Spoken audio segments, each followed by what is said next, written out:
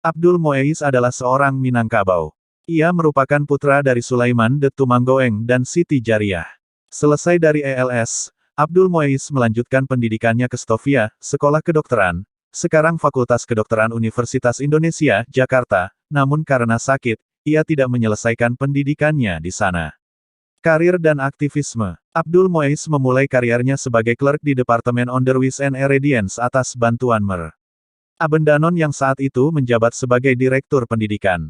Namun pengangkatannya itu tidak disukai oleh karyawan Belanda lainnya. Setelah 2,5 tahun bekerja di departemen itu, ia keluar dan menjadi wartawan di Bandung. Pada tahun 1905, ia diterima sebagai anggota Dewan Redaksi majalah Bintang Hindia. Bintang Hindia merupakan sebuah majalah yang memuat berita politik di Bandung. Pada tahun 1907, Bintang Hindia dilarang terbit, Abdul Muiz pindah kerja ke Bandung Afdelingsbank sebagai Menteri Lumbung. Pekerjaan ini ditekuni oleh Abdul Muiz selama 5 tahun. Pada 1912, ia bekerja menjadi wartawan pada surat kabar Belanda Preanger Bode. Pada Preanger Bode Abdul Muiz bekerja sebagai korektor. Dalam waktu 3 bulan, ia diangkat menjadi hoofkorektor kepala karena kemampuan berbahasa Belanda yang cukup baik. Pada tahun 1913 ia bergabung dengan Sarekat Islam, dan menjadi pemimpin redaksi harian KOM Muda. Koran KOM Muda merupakan koran pertama yang mengenalkan rubrik pojok sejak tahun 1913-an.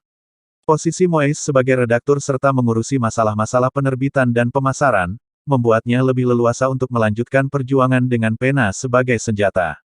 Koran KOM Muda merupakan tulang punggung perjuangan Sarekat Islam di Bandung. Setahun kemudian, melalui Komite Bumi Putra yang didirikannya bersama Ki Hajar Dewantara, Abdul Muiz menentang rencana pemerintah Belanda mengadakan perayaan peringatan 100 tahun kemerdekaan Belanda dari Prancis. Tahun 1917, ia dipercaya sebagai utusan Sarekat Islam pergi ke negeri Belanda untuk mempropagandakan Komite Indi Wirbar. Dalam kunjungan itu, ia juga mendorong tokoh-tokoh Belanda untuk mendirikan Technische Hogeschool, Institut Teknologi Bandung ITB, di Priangan. Pada tahun 1918, Abdul Muiz ditunjuk sebagai anggota Volksraad mewakili Sentral Sarekat Islam. Bulan Juni tahun 1919, seorang pengawas Belanda di Toli-Toli, Sulawesi Utara dibunuh setelah ia berpidato di sana. Abdul Muiz dituduh telah menghasut rakyat untuk menolak kerja rodi, sehingga terjadi pembunuhan tersebut. Atas kejadian itu dia dipersalahkan dan dipenjara. Selain berpidato ia juga berjuang melalui berbagai media cetak. Dalam tulisannya pada harian berbahasa Belanda The Express, Abdul Muiz mengecam tulisan orang-orang kolonialis Belanda. Pada tahun 1920, dia terpilih sebagai ketua pengurus besar Perkumpulan Buruh Pegadaian. Setahun kemudian ia memimpin pemogokan kaum buruh di Yogyakarta. Tahun 1923 ia mengunjungi Padang, Sumatera Barat. Di sana ia mengundang para penghulu adat untuk bermusyawarah, menentang pajak yang memberatkan masyarakat Minangkabau. Berkat aksinya tersebut ia dilarang berpolitik. Selain itu ia juga dikenakan Pasentelsel, yang melarangnya tinggal di Sumatera Barat dan keluar dari Pulau Jawa. Kemudian ia diasingkan ke Garut, Jawa Barat. Di kota ini ia menyelesaikan novelnya yang cukup terkenal yaitu Salah Asuhan. Abdul Muiz merupakan tokoh yang begitu komitmen terhadap perjuangan dan nasib rakyat yang saat itu sedang dijajah.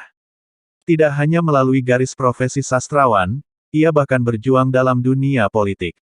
Tulisan-tulisan Abdul Muiz yang tajam dan gerakan-gerakan politiknya itulah yang kemudian menyebabkannya dilarang tinggal di tempat kelahirannya. Ia kemudian memilih daerah Garut sebagai tanah pengasingannya, dan di sanalah ia menghabiskan sisa-sisa hidupnya. Tahun 1926 ia terpilih menjadi anggota Regen Capsrat Garut. Dan 6 tahun kemudian diangkat menjadi Regen Capsrat Controller. Jabatan itu diembannya hingga Jepang masuk ke Indonesia, 1942. Karena sudah merasa tua, pada tahun 1944 Abdul Muiz berhenti bekerja. Namun, pada era setelah proklamasi, ia aktif kembali bergabung dalam Majelis Persatuan Perjuangan Priangan.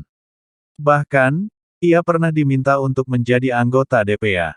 Setelah kemerdekaan, ia mendirikan Persatuan Perjuangan Priangan yang fokus pada pembangunan di Jawa Barat dan masyarakat Sunda. Kehidupan pribadi. Abdul Muiz awalnya menikah dengan gadis pilihan orang tuanya, yaitu gadis Minangkabau, tetapi pernikahan itu tidak berlangsung lama, karena sang istri meninggal dunia. Setelah cukup lama mendudua, Abdul Muiz menikahi gadis pilihannya, yaitu gadis Priangan. Dari pernikahan ini, mereka dikaruniai 2 anak. Namun, rumah tangga mereka berakhir perceraian karena Abdul Muiz. Abdul Muiz menikah lagi dengan gadis Priangan bernama Sunarsih pada 1925. Pasangan ini dikarunia 12 anak, anak tertua bernama Sulaiman lahir saat Abdul Muiz dalam masa pembuangan di Garut, Jawa Barat. Sulaiman meninggal dalam usia 6 hari karena mendapat tetanus. Di antara anak-anak Abdul Muiz yang hidup sampai dewasa, yakni Diana Muiz, Kencana Muiz, dan Acir Muiz. Wafat. Abdul Muiz wafat di kota Bandung pada tanggal 17 Juni tahun 1959. Jenazahnya dimakamkan di TMP Cikutra, Bandung. Karya, Salah Asuhan. Salah Asuhan adalah sebuah novel yang diterbitkan tahun 1928.